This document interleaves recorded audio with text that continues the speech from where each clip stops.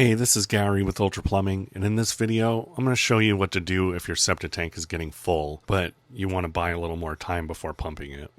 Okay, so check this out. This is the sewer clean out for the house, and you see there's water standing down in it. So I opened up the first solid septic tank lid where all the solids go, and we can already tell the water level is like way too high.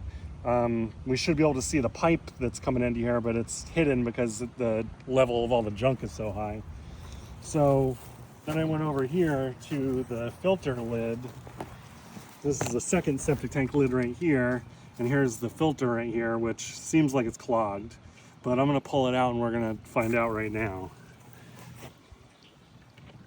As you can see, the filter's loaded with all kinds of sludge, and that's what's keeping the septic tank from draining properly. And that's why the water level's so high. And we should start seeing the water level dropping now.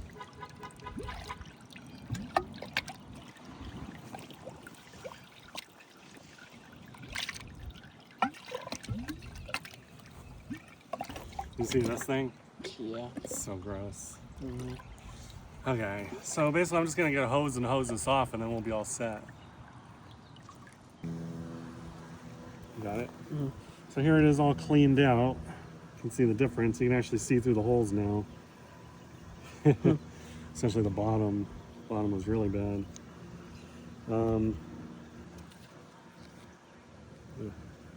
But you can kind of see how it's going down now. You can see it flowing a lot in there.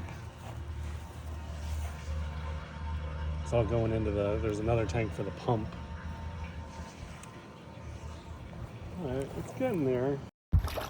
That's gross. You should get a video of this. Oh, I am. Oh, you are?